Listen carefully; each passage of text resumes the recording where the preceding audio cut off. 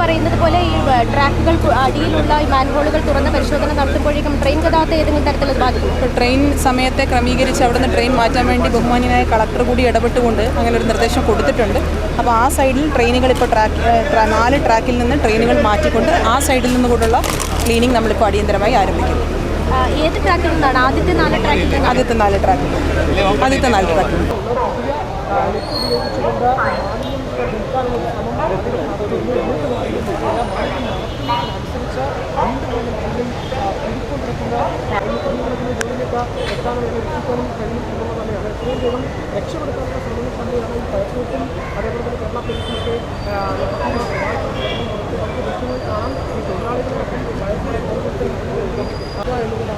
ആദ്യപടി അതിനുശേഷമായിരിക്കും മറ്റു കാര്യങ്ങളിലേക്ക്, അതായത് ടണലിലേക്ക് കുറഞ്ഞ അടക്കമുള്ള കാര്യങ്ങളിലേക്ക് പോകുന്നത്. അതിനുശേഷം ഈ കുടുംബത്തിൻ്റെ ജോലിയെ പ്രദേശ് പോകാനുള്ള കാരണം എന്നുള്ളതാണ്. നേരത്തെ പറയുന്നത് ഇത് ഇവിടെ കുറിച്ചിട്ടുണ്ടോ എന്നുള്ളതാണ് ഒരു സംശയം. ഒഴുകിപ്പോയോ എന്നുള്ളത് അറിയില്ല എന്നുള്ളതാണ്. പക്ഷെ അതിനുള്ള സാധ്യത വളരെ ദുർബലമാണെന്നുള്ളതാണ് നമുക്ക് മനസ്സിലാക്കാൻ സാധിക്കുന്നത്. കാരണം ഇതിൻ്റെ അടിയിൽ തന്നെ, അതായത് ഈ പ്ലാറ്റ്ഫോമിന് അടിയിലുള്ള ഈ ടണലിൽ തന്നെ ഈ ജോലി കുടുങ്ങിക്കിടപ്പുണ്ട് എന്നുള്ള സംശയത്തിലാണ് ഫയർഫോഴ്സും മറ്റും. ഏതായാലും ഇപ്പോൾ രക്ഷാപ്രവർത്തനം ഊർജിതമായി നടത്തുകയാണ്. ആരംഭിക്കുന്നു, അതിനുശേഷം ടണലിലേക്ക് ഇറങ്ങുന്നു. അതിനുശേഷം കുടുങ്ങിക്കിടക്കുന്ന ജോലി രക്ഷപ്പെടുത്താനുള്ള ശ്രമമാണ് ഇപ്പോൾ ഈ ഫയർഫോഴ്സിൻ്റെ ഭാഗത്തു നിന്നും അതുപോലെ തന്നെ എല്ലാവരുടെ ഭാഗത്തു നിന്നും ഉണ്ടാകുന്നു എന്നുള്ളതാണ്. ഈ ഫയർഫോഴ്സിൻ്റെ നേതൃത്വത്തിലാണ് ഇപ്പോഴത്തെ രക്ഷാപ്രവർത്തനം നടത്തുന്നത്. ഫയർഫോഴ്സ് ഉദ്യോഗസ്ഥർ ഈ നിർദ്ദേശങ്ങൾ നൽകുന്നുണ്ട്. എന്തൊക്കെയാണ് ചെയ്യേണ്ടതെന്നുള്ളത് കൃത്യമായി നൽകുന്നുണ്ട്. അതേപോലെ തന്നെ മുൻകരുതൽ നിർദ്ദേശങ്ങളൊക്കെ നൽകുന്നുണ്ട്. ഇതുവരെയുള്ള ക്രമീകരണം എന്തൊക്കെയാണ്?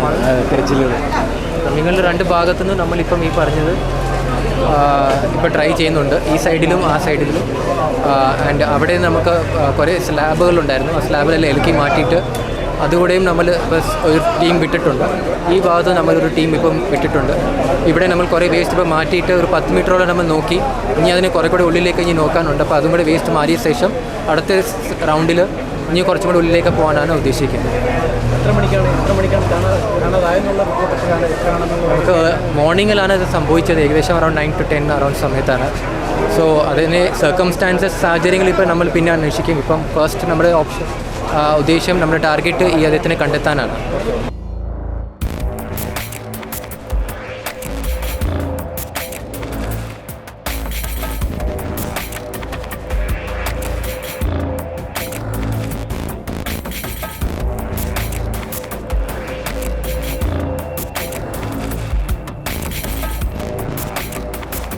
ാണ് ഞാൻ പറഞ്ഞല്ലോ, വേറെ ഒന്നുമല്ല. വേറെ നീന്താൻ പുള്ളിക്ക് അറിയായിരുന്നു, അത്രേ ഉള്ളൂ. വേറെ ഒന്നും ഇല്ല, മലയാളിയാണ്. മൊത്തം 4 പേര്. അതിൽ 3 ഹിന്ദിക്കാരുണ്ടായിരുന്നു, ഒരു മലയാളി. കയറി വരാൻ പുള്ളിക്ക് നീന്താൻ അറിയാം. അതിൽ പറഞ്ഞു ഒരു 6 അടിക്കകത്ത്, ഇവിടെ അത്രയും 6 അടിക്ക് താഴ്ചയുള്ളൂ. അങ്ങോട്ട് ഉള്ളിലോട്ടാണെങ്കിൽ ഒരു 2 അടിക്കകത്തൊക്കെ വരുള്ളൂ. വേസ്റ്റ് കെട്ടി നിൽക്കുന്നതാണ് ഈ സ്ലാബിൻ്റെ അടിയിൽ. ഈ ഭാഗം മൊത്തം നമ്മൾ ഹിറ്റാച്ചി ഇറക്കി വർക്ക് ചെയ്തതാണ്. അതുകൊണ്ടാണ് 6 അടി താഴ്ന്നതെന്ന് പറഞ്ഞത്. അല്ലെങ്കിൽ താഴില്ല. അല്ലാതെ ഒരടിക്കകത്തേ ഉണ്ടായിരുന്നുള്ളൂ. മണലും വേസ്റ്റും എല്ലാം കൂടി ചേർന്ന് തന്നെ നമ്മളിവിടെ തന്നെ കോരി ഒരു 5 ദിവസം കോരിയിരുന്നു. പിന്നെ പുള്ളിക്ക് നീന്താൻ അറിയാമെന്ന് പറഞ്ഞാൽ ഇതിൻ്റെ അപ്പുറത്ത് ഞാൻ വലിയ ഹിറ്റാച്ചിക്ക് ഞാൻ ഒരു 8 ദിവസം വർക്ക് ചെയ്തായിരുന്നു. അപ്പം പുള്ളിയായിരുന്നു എൻ്റെ കൂടെ ഉണ്ടായിരുന്നത്, വേസ്റ്റ് എല്ലാം അടുപ്പിച്ച് തരുന്നത്. അപ്പം പുള്ളി ഈ വേസ്റ്റ് അടുപ്പിക്കുന്നതിൻ്റെ കൂടെ തന്നെ അടിച്ചിരുന്ന് എന്നാലും നീന്തൊക്കെ ചെയ്യും. അപ്പോൾ എന്തായിരുന്നാലും ഈ ഒഴുക്കിൽ പെട്ട് ഒന്നെങ്കിൽ നീന്താൻ അറിയാമെന്നുള്ള ആളായിട്ട് കയറി വരും, ഒന്നെങ്കിൽ മേലെ നിന്നുള്ള വേസ്റ്റ് കയറി എറിവി, അല്ലെങ്കിൽ അകത്തിരുന്ന് ഉറങ്ങുന്നുണ്ട്. 2-ലേതൊക്കെയായിരിക്കും, കണ്ടറിയാം.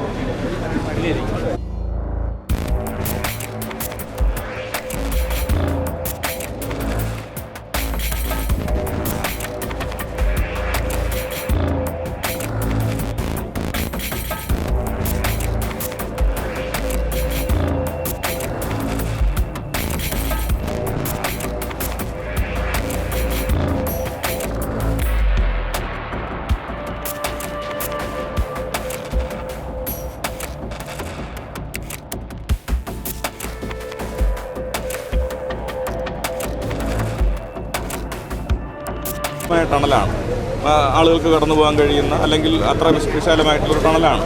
അത് ക്ലീൻ ചെയ്യണമെങ്കിൽ റെയിൽവേ അടക്കമുള്ള ഉദ്യോഗസ്ഥന്മാരുടെ സാന്നിധ്യവും ഇടപെടലും അവരുടെയും കൂടി കോർഡിനേഷൻ ഉണ്ടെങ്കിൽ മാത്രമേ അത് കൃത്യമായി ചെയ്യാൻ വേണ്ടി കഴിയൂ. നമ്മൾ സാധാരണഗതി ചെയ്യുന്നത് എന്താ, ഇതിൻ്റെ എൻട്രൻസ് ഭാഗത്തുള്ള മാലിന്യം നഗരസഭ അല്ലെങ്കിൽ ജില്ലാ ഭരണകൂടം ഇടപെട്ടുകൊണ്ട് മാറ്റും. അപ്പോൾ തൽക്കാലത്തേക്ക് വെള്ളം ഒഴുകി പോകും.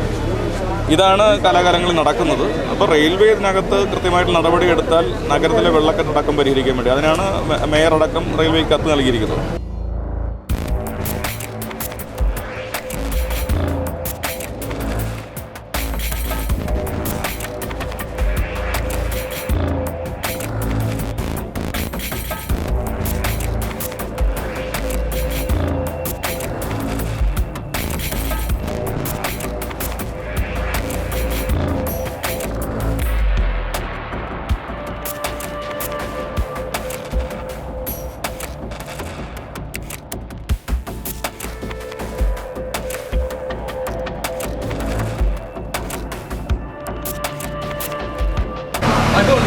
രാവിലെയോടുകൂടിയാണ് റെയിൽവേ നൽകിയിട്ടുള്ള കരാറിന് പ്രകാരമുള്ള 3 ശുചീകരണ ജീവനക്കാർ കരാറിൻ്റെ അടിസ്ഥാനത്തിൽ ഇവിടെ വർക്ക് ചെയ്യാൻ ഇറങ്ങുകയും 2 പേര് തിരിച്ചു വരികയും ഒരാളെ കാണാതെയാവുന്ന ഒരു സാഹചര്യം ഉണ്ടായത്. അതിനെ തുടർന്ന് നമ്മുടെ പരിശോധനയിൽ ഇവിടെ പോലീസിൻ്റെയും അതുപോലെ തന്നെ ഫയർഫോഴ്സും റെസ്ക്യൂ ടീമുകളെല്ലാം ഇവിടെ എത്തുകയും നഗരസഭയുടെ കൂടി ഭാഗമായി നിൽക്കുന്ന ശുചീകരണ ജീവനക്കാർ എല്ലാവരും ഇറങ്ങി ഉള്ള പരിശോധനയാണ് ഇപ്പോൾ നടത്തിക്കൊണ്ടിരിക്കുന്നത്. അതിൽ ഇപ്പോൾ നമ്മൾ അടിയന്തരമായി റെയിൽവേ ചെയ്തുകൊണ്ടിരുന്ന പ്രവൃത്തി മാലിന്യം മാറ്റുക എന്നുള്ള പ്രവൃത്തി നമ്മൾ അടിയന്തരമായി ഇപ്പോൾ ചെയ്ത് കൂടുതൽ ആ ടണലിൻ്റെ ഉള്ളിലേക്ക് പോയി പരിശോധന നടത്തുന്നതിന് വേണ്ടിയുള്ള സംവിധാനം ചെയ്തുകൊണ്ടിരിക്കുകയാണ്. നമുക്ക് അദ്ദേഹത്തെ ജീവനോടെ കിട്ടണമെന്നുള്ള ഒരു പ്രതീക്ഷ, ആ പ്രതീക്ഷ ഇപ്പോഴും ഞങ്ങളെല്ലാവരും കരുതുകയാണ് എന്നുള്ളതാണ് ഇതിൻ്റെ ഏറ്റവും ഭാഗം. ചേട്ടാ ഫ്രണ്ടിൽ മാറി ചേട്ടാ, ഫ്രണ്ടിൽ മാറിയില്ല ചേട്ടാ, മണ്ടേ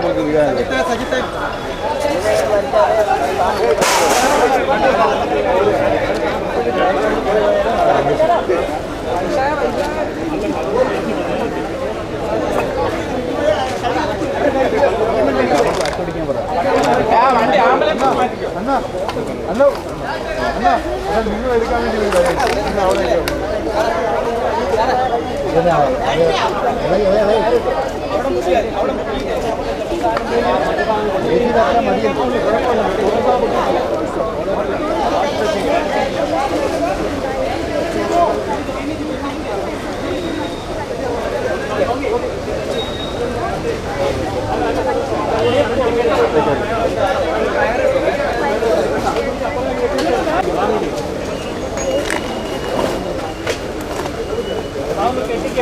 നിങ്ങളൊന്നും മാറുന്നില്ല കേട്ടോ,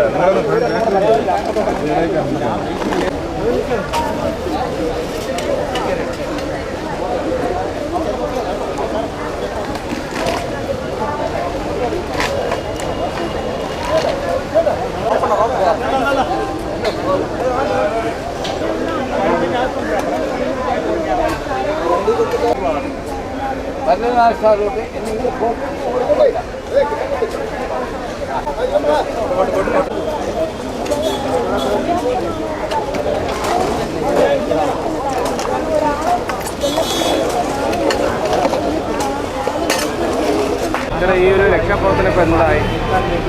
രക്ഷാപ്രവർത്തനം പുരോഗമിക്കുകയാണ്. മേയറും ജില്ലാ കളക്ടർ ഉൾപ്പെടെയുള്ള ആളുകൾ ഇവിടെയുണ്ട്. അവരുടെ നേതൃത്വത്തിലാണ് ഈ പ്രവർത്തനങ്ങളാകെ നടക്കുന്നത്.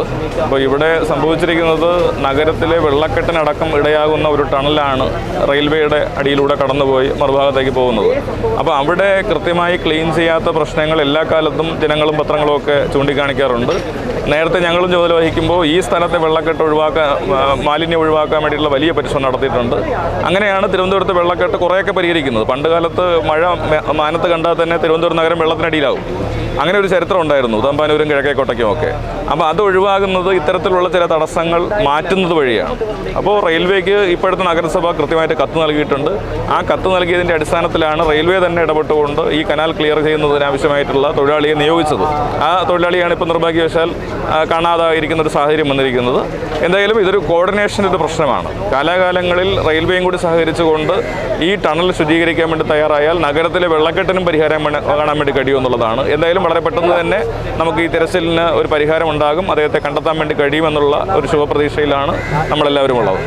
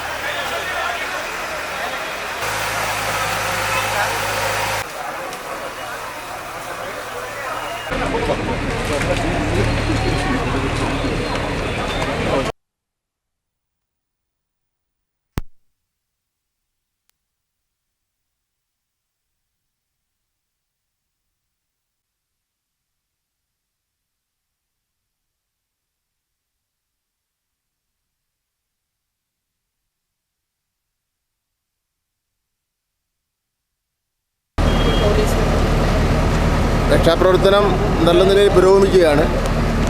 കഴിഞ്ഞ 3 മണിക്കൂർ നേരം അശ്രാന്ത പരിശ്രമത്തിലാണ് ഫയർഫോഴ്സും നഗരസഭയും പോലീസിൻ്റെ നേതൃത്വത്തിൽ നടന്നുകൊണ്ടിരിക്കുന്നത്.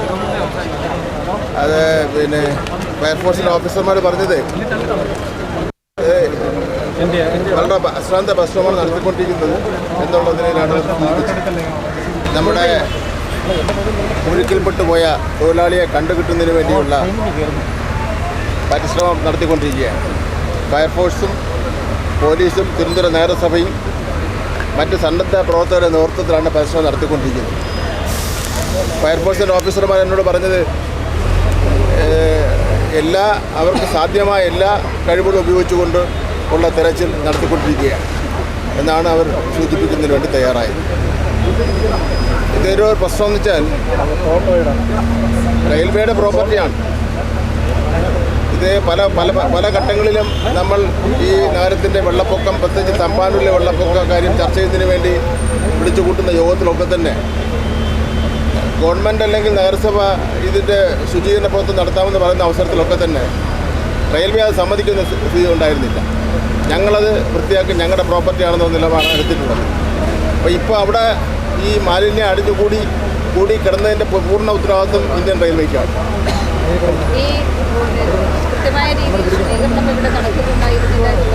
ഇന്ത്യൻ റെയിൽവേ ഒരു കാര്യം ചെയ്തിട്ടില്ല. അതാണ് ഏറ്റവും പ്രധാനപ്പെട്ട പ്രശ്നം. ഒരു തൊഴിലാളിയെ കാണാതെ പോയിട്ട് നമ്മുടെ സമൂഹം ഒറ്റക്കെട്ടായി നിന്ന് രക്ഷാപ്രവർത്തനം നടത്തുന്ന അവസരത്തിൽ പോലും റെയിൽവേയിലെ ഏതാണ്ട് എഞ്ചിനീയർമാർ മാത്രമാണ് വന്നിട്ടുള്ളത്. ഡിവിഷണൽ ഓഫീസ് എന്ന് പറഞ്ഞാൽ ഒരു വിളിപ്പാട് കാര്യമാണ്. ഡിവിഷണൽ ഓഫീസറോ അതിൻ്റെ ഡിവിഷണൽ ഓഫീസിലെ ഉന്നത ഉദ്യോഗസ്ഥന്മാരെ ഇവിടെ സന്ദർശിച്ചിട്ടില്ല എന്നുള്ളത് വളരെ ഖേദകരമായ കാര്യമാണ്. റെയിൽവേയോട് ഇത് മാലിന്യം മാറ്റാൻ ആവശ്യപ്പെട്ടുള്ള കത്തായിരുന്നു. എന്നിട്ടും റെയിൽവേ ഇക്കാര്യത്തിൽ പ്രതികരിച്ചില്ല. അല്ല, ആ അവസാനമായി കൊടുത്ത നോട്ടീസിൻ്റെ ഭാഗമായിട്ടാണ് ഈ ടെൻഡർ വിളിച്ചിരിക്കുന്നത്. ആ ടെൻഡറിൽ ഇപ്പോൾ മിനിസ്റ്റർ ഇവിടെ കളക്ടറുമായി നടത്തിയ സംഭാഷണത്തിൽ നമുക്ക് മനസ്സിലാക്കുന്നത് റെയിൽവേയുടെ ഒരു സൂപ്പർവിഷനും ഇതിനകത്ത് ഉണ്ടായിരുന്നില്ല എന്നുള്ളതാണ്. ഈ വിഷയത്തിന് ശേഷം നമ്മൾ അഡ്രസ്സ് ചെയ്യേണ്ട കാര്യമായതുകൊണ്ടാണ് നമ്മളത് പറയാത്തത്. അല്ല, നോട്ടീസിൽ പറഞ്ഞ് 7 ദിവസത്തിനുള്ളിൽ അടിയന്തരമായി പൂർത്തിയാക്കണം. എന്നിട്ടും അവരുടെ ഭാഗത്ത് നടന്നില്ല. അതിനുശേഷം ഒരുപാട് തവണ റെയിൽവേയുടെ ഹയർ അതോറിറ്റീസുമായി നിരന്തരം നമ്മൾ സംസാരിച്ചതിന് ശേഷമാണ് ആ പ്രവൃത്തി ആരംഭിക്കാൻ വേണ്ടിയുള്ള ഒരു കാര്യം അത് ചെയ്തത്. ഈ പരിധി ടണൽ മൊത്തം പരിധിയും റെയിൽവേ ഭൂമിയിലാണ്. അതെ, മുഴുവൻ റെയിൽവേ ഭൂമിയിലാണ്. ഇതിന് മുൻപ് ഇത്തരം തർക്കങ്ങൾ ഉണ്ടായിട്ടുണ്ടായിരുന്നു റെയിൽവേ. നേരത്തെ നമ്മുടെ ബഹുമാന്യനായ വട്ടിയൂർക്കാവ് MLA ശ്രീ VK പ്രശാന്ത് അദ്ദേഹം മേയറായിരുന്ന സമയത്ത് നഗരസഭ ഇത് ക്ലീൻ ചെയ്യാൻ വന്നപ്പോൾ നഗരസഭയ്ക്കെതിരെ ഒരു കേസ് എടുക്കുന്ന സംഭവമൊക്കെ ഉണ്ടായിട്ടുണ്ട് മുൻപ്. നഗരസഭ ഈ ഭൂമിയിലേക്ക് നമ്മൾ ഇതിനകത്ത് നമ്മുടെ ജീവനക്കാർ പ്രവേശിച്ചു എന്ന് പറഞ്ഞിട്ട് അന്നൊരു തർക്കവും കാര്യങ്ങളൊക്കെ ഉണ്ടായിരുന്നു. പിന്നെ അത് സ്വാഭാവികമായിട്ടും അതൊരു ഒരു സംസാരത്തിൻ്റെ ഭാഗമായപ്പോൾ പിന്നെ ഒഴിവായി പോയതാണ്. അന്ന് ഇതിനകത്ത് വൃത്തിയാക്കാൻ വേണ്ടി ശുചീകരണ ജീവനക്കാരടക്കം വരുന്ന സമയത്ത് ഇത് പരിശോധിക്കാൻ വേണ്ടി ജീവനക്കാർ വരുന്ന സമയത്ത് റെയിൽവേയുമായിട്ട് അങ്ങനെ ഒരു ക്ലാഷ് ഉണ്ടായിരുന്നു. അതിനുശേഷമാണ് നമ്മളിപ്പോൾ നിരന്തരം റെയിൽവേയുമായി ബഹുമാന്യനായ മന്ത്രി തന്നെ യോഗം ചേർന്നു. അതുപോലെ തന്നെ നഗരസഭയിൽ ചേർന്ന യോഗം, കളക്ടറുടെ നേതൃത്വത്തിൽ ചേർന്ന യോഗം, അതിൻ്റെയൊക്കെ ഭാഗമായി ഡിസാസ്റ്റർ മാനേജ്മെൻറ്റ് ആക്ട് പ്രകാരം കൂടി വർക്ക് ചെയ്യാൻ വേണ്ടി തീരുമാനിച്ചു. ഇപ്പോൾ മന്ത്രി ഗുരുതരമായ ഒരു വിമർശനം ഉന്നയിച്ചിട്ടുണ്ട്. അതായത് ഡിവിഷൻ ഓഫീസിൽ നിന്ന് ആരും ഇതുവരെ തിരിഞ്ഞു നോക്കിയിട്ടില്ല എന്നുള്ള കാര്യം. നേരെ ബന്ധപ്പെട്ടിട്ടുണ്ടോ ആരെങ്കിലും? ഇല്ല, ഞാൻ അങ്ങോട്ട് ബന്ധപ്പെട്ടിരുന്നു. അതിൻ്റെ അടിസ്ഥാനത്തിലാണ് ഇവിടെ അവരുടെ എഞ്ചിനീയേഴ്സ് ഉണ്ട് എന്ന് ഞാൻ മനസ്സിലാക്കിയിരുന്നത്. നമ്മൾ റെയിൽവേയുമായി കോൺടാക്ട് ചെയ്യുന്ന വ്യക്തിയെ ഞാൻ രാവിലെ അദ്ദേഹത്തെ ഞാൻ വിളിച്ചിരുന്നു. അദ്ദേഹം അപ്പം തന്നെ റെസ്പോണ്ട് ചെയ്തപ്പോൾ ഇവിടെ അവരുടെ എഞ്ചിനീയേഴ്സ് ഉണ്ട് എന്ന് പറഞ്ഞ് ഒരു നമ്പർ അയച്ചു തന്നു. നഗരസഭയാണ് JCB അറേഞ്ച് ചെയ്ത ലോറി വന്നത്. നഗരസഭ വന്നതിന് ശേഷമാണ് മാലിന്യം നടത്തിയത്. നമുക്ക് ഇങ്ങനെ ഒരു സന്ദർഭത്തിൽ മറ്റൊരു വകുപ്പാണെന്ന് പറഞ്ഞ് പഴിചാരാനുള്ള ഒരു സമയമല്ല എന്നുള്ളതാണ് നമ്മുടെയൊക്കെ ബോധ്യം. കാരണം അത് നമ്മുടെ ഉത്തരവാദിത്തത്തിന് പുറത്തുള്ള കാര്യമാണെങ്കിൽ പോലും ഒരു ജീവനാണ്, അതിന് അത്രയും വിലയുണ്ട്. എന്തൊക്കെ കാര്യം പറഞ്ഞാലും അതിന് അത്രയും വിലയുണ്ട്. നഗരസഭയെ സംബന്ധിച്ചിടത്തോളം നമ്മുടെ പ്രാധാന്യം അതായിരുന്നു.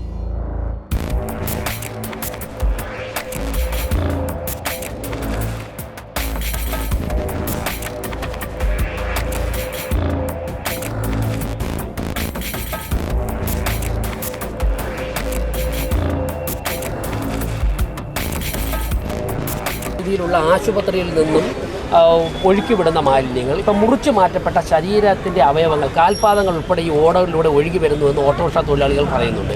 അതോടൊപ്പം തന്നെ രോഗികൾ ഉപയോഗിച്ചിട്ട് വലിച്ചെറിഞ്ഞ കിടക്കകൾ, ഇതൊക്കെ അതാത് സ്ഥലങ്ങളിൽ തന്നെ ഒന്നുകിൽ ഇത് വലിച്ചെറിയാതിരിക്കാനുള്ള സംവിധാനം ഉണ്ടാകണം, അല്ല എന്നുണ്ടെങ്കിൽ കൃത്യമായിട്ട് ഈ മാലിന്യം സംസ്കരിക്കുവാനുള്ള സംവിധാനം ഉണ്ടാകണം. ഓരോ വർഷവും 100 കണക്കിന് കോടി രൂപയാണ് ഇതിൻ്റെ പേരിൽ തട്ടിയെടുക്കുന്നത്, ഇല്ലെങ്കിൽ ഇതിൻ്റെ പേരിൽ ചെലവഴിക്കുന്നു എന്ന് പറയുന്നത്. ഇപ്പോൾ എന്താ സംഭവിക്കുന്നത്? ഓരോ മഴയും വന്ന് കൊടുമ്പിരി കൊള്ളുമ്പോഴേക്കും ഓടയുള്ള മാലിന്യം JCB ഉപയോഗിച്ച് കോരി ഓടയുടെ കരയിൽ വയ്ക്കും. അന്ന് വൈകുന്നേരം ആകുമ്പോഴേക്കും ഈ മാലിന്യം തന്നെ ഒഴുകി ഓടയിലേക്ക് വീഴും. ഇതിൻ്റെ പേര് 100 കണക്കിന് കോടി രൂപ എഴുതിയെടുക്കും. ഈ കോർപ്പറേഷൻ ഭരണ സംവിധാനം അധികാരത്തിൽ വന്ന ആദ്യത്തെ ആഴ്ചയിൽ തന്നെ ഞങ്ങൾ പറഞ്ഞിരുന്നു, പക്വതയില്ലാത്ത കരങ്ങളിലൂടെയാണ് തിരുവനന്തപുരം കോർപ്പറേഷൻ്റെ ഭരണം കടന്നു പോകുന്നത്.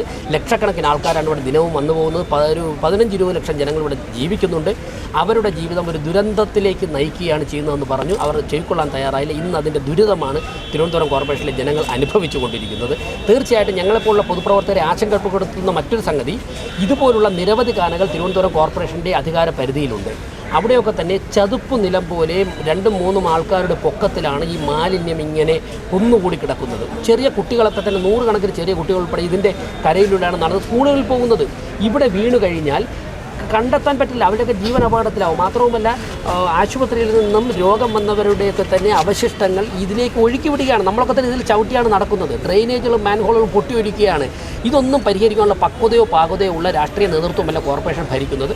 തീർച്ചയായിട്ടും അടിയന്തരമായിട്ട് സംസ്ഥാന സർക്കാരോ അല്ലെങ്കിൽ ഉന്നത സമിതികളോ ഇടപെട്ട് ഈ പ്രശ്നം പരിഹരിച്ചില്ലെങ്കിൽ ഇപ്പോൾ ഒരു പാവപ്പെട്ട തൊഴിലാളിയെ കാണാതായിട്ടില്ല. അദ്ദേഹത്തിന് തിരിച്ചു വരുമ്പോൾ നമുക്ക് വളരെ നന്നായിട്ട് പ്രാർത്ഥിക്കാം, നമുക്ക് പ്രതീക്ഷിക്കാം. പക്ഷേ വരാൻ പോകുന്ന ദിവസങ്ങളിൽ മഴ കൂടി പെയ്യുമ്പോഴേക്കും വളരെ വലിയൊരു അപകടത്തിലേക്ക് പോകും. കോർപ്പറേഷൻ മേയറൊക്കെ തന്നെ KSRTC കണ്ടക്ടറെ ചട്ടം പഠിപ്പിക്കുന്നതിന് പകരം അവർക്ക് ലഭിച്ചിരിക്കുന്ന അധികാരം ഉപയോഗിച്ചുകൊണ്ട് ജനങ്ങളുടെ പ്രശ്നം പരിഹരിക്കാനാണ് നോക്കേണ്ടത്.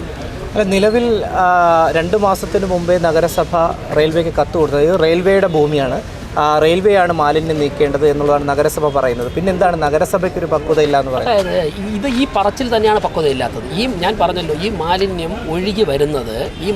ഒഴുകി റെയിൽവേയുടെ കോമ്പൗണ്ടിലേക്ക് വരുന്നത് തിരുവനന്തപുരം നഗരസഭയുടെ പരിധിയിലുള്ള ഓടകളിലൂടെ കിലോമീറ്ററുകൾ കടന്നാണ് വരുന്നത്.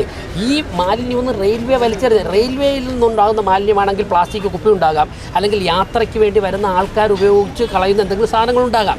നിങ്ങൾ തന്നെ നോക്കിക്കൊണ്ടിരിക്കും. ഈ മാലിന്യം മുഴുവൻ ഒഴുകി വരുന്ന തമ്പാനൂർ റെയിൽവേ സ്റ്റേഷൻ്റെ അപ്പുറത്ത് ബേക്കറി ജംഗ്ഷൻ വഴി, അല്ലെങ്കിൽ കഴക്കൂട്ടം ഭാഗത്തുനിന്ന്, അല്ലാന്നുണ്ടെങ്കിൽ അവിടെ നമ്മുടെ പള്ളിപ്പുറം ഭാഗത്തു നിന്നുള്ള ഓടകളിലുള്ള വേസ്റ്റാണ് ഒഴുകി വരുന്നത്. ഇതൊക്കെ തന്നെ റെയിൽവേയുടെ ഭൂമിയാണോ? ഇപ്പോൾ മുറിച്ചു മാറ്റപ്പെട്ട കാൽപാദങ്ങൾ ഇവിടെ കണ്ടതായിട്ട് ഓട്ടോറിക്ഷ തൊഴിലാളികൾ പറയുമ്പോഴേക്കും അത് ആശുപത്രിയിൽ നിന്ന് വലിച്ചെറിയുന്ന മാലിന്യമാണ്.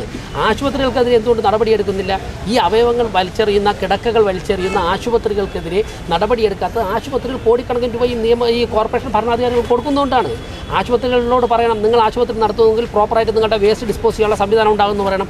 അത് പറയുവാനുള്ള നട്ടലുറപ്പ് കാണാത്തത് പിൻവാതിലൂടെ ആശുപത്രി മാനേജ്മെൻറ്റിൽ നിന്നും കോടിക്കണക്കിന് രൂപ വാങ്ങുന്നതുകൊണ്ടാണ്. അതാണ് പറയേണ്ടത്. റെയിൽവേ ഒരു നെറ്റ് വച്ചിരിക്കുന്നത് കൊണ്ട് ഈ വരുന്ന മാലിന്യങ്ങൾ നെറ്റിൽ തട്ടി നിൽക്കുകയാണ് ചെയ്യുന്നത്. അതാണ് യഥാർത്ഥ സംഭവം. അതിൽ നിന്ന് മന്ത്രി ഉൾപ്പെടെയുള്ളവർ തിരിച്ചുവിടാൻ നോക്കുകയാണ് വിഷയങ്ങൾ. പക്ഷേ ഇപ്പോൾ റെയിൽവേ ആണല്ലോ ഇത് വൃത്തിയാക്കുന്നത്. അല്ല, ആ നെറ്റ് ക്രോസ് ചെയ്തിട്ട് അതിനിടയിൽ കൂടെയൊക്കെ തന്നെ റെയിൽവേയുടെ പ്രോപ്പർട്ടിയിലേക്ക് ഇത് വരികയാണ്. ഈ മാലിന്യം വരുന്നത് മുഴുവൻ ഇടുന്നതാണ്. കിലോമീറ്ററുകൾക്ക് അപ്പുറം വരുന്നതിൽ ഈ കാണുന്ന മാലിന്യം മുഴുവൻ ഇപ്പോൾ ഇത് ഇവിടെ ഒരു കോർപ്പറേഷൻ കൊണ്ടുപോകുന്നു. ഇത് കൊണ്ടുപോയി ഡംപ് ചെയ്യുന്നത് എവിടെയാണ്? ഇതിൻ്റെ അപ്പുറത്തുള്ള കാനയുടെ സൈഡിൽ വയ്ക്കും. നിങ്ങൾ ഈ കോർപ്പറേഷൻ ഇത് കൊണ്ടുപോകുന്നതിൻ്റെ പുറകിലെ നിങ്ങളൊന്ന് ഫോളോ ചെയ്ത് നോക്കൂ. ഇത് കൊണ്ടുപോയിട്ട് തൊട്ടപ്പുറത്ത് എവിടെയെങ്കിലും ഏതെങ്കിലും ഒരു പറമ്പിൽ നിക്ഷേപിക്കും. അടുത്ത മഴ വരുമ്പോഴേക്കും ഇത് തന്നെ വലിച്ചിവിടെ തിരിച്ചിറങ്ങും. കൃത്യമായിട്ട് ഈ വേസ്റ്റ് നിർമ്മാർജ്ജനം ചെയ്യാനുള്ള ഒരു മെക്കാനിസം കൃത്യമായിട്ട് നടപ്പിലാക്കാൻ സാധിക്കും. എന്നാൽ സ്മാർട്ട് സിറ്റിൻ്റെ പേരിൽ 1000 കോടി രൂപ കേന്ദ്ര സർക്കാർ കൊടുത്തപ്പോൾ ഇതിനും പണമുണ്ട്. പക്ഷേ ആ പണം ചെലവഴിക്കുന്നില്ല, ആ പണം വകമാറ്റി ചെലവഴിക്കും. ഒരു കാര്യം കൂടെ രാജേട്ടാ, ഇത്രയും സംഭവം ഇവിടെ ഉണ്ടായി. റെയിൽവേയുടെ കരാർ ജീവനക്കാരനാണ് കാണാതായിരിക്കുന്നത്. 5 മണിക്കൂർ പിന്നിട്ട്. പക്ഷേ റെയിൽവേയുടെ ഒരു ഉയർന്ന ഉദ്യോഗസ്ഥൻ, 2 എക്സിക്യൂട്ടീവ് എഞ്ചിനീയർ അല്ലാതെ റെയിൽവേയുടെ ഒരു ഉദ്യോഗസ്ഥന്മാരും പോലും ഇവിടെ ഞങ്ങൾ അന്വേഷിച്ചപ്പോഴേക്കും റെയിൽവേയുടെ എഞ്ചിനീയറിംഗ് വിഭാഗത്തിലുള്ള ഉദ്യോഗസ്ഥന്മാർ അവരുടെ ഭാഗത്തുനിന്ന് ചെയ്യേണ്ട കാര്യങ്ങൾ ഇടപെട്ടെന്നാണ് ഞങ്ങൾക്ക് കിട്ടിയ വിവരം. കൂടുതൽ കാര്യങ്ങൾ നിങ്ങൾ റെയിൽവേ ഉദ്യോഗസ്ഥരുമായിട്ട് സംസാരിക്കണം.